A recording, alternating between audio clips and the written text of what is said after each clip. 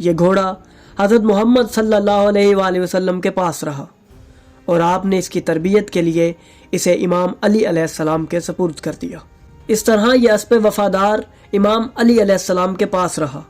इसके बाद मौला अली अलैहिस्सलाम ने इस घोड़े को इमाम हुसैन अलैहिस्सलाम के तसर्रुफ़ में दे दिया।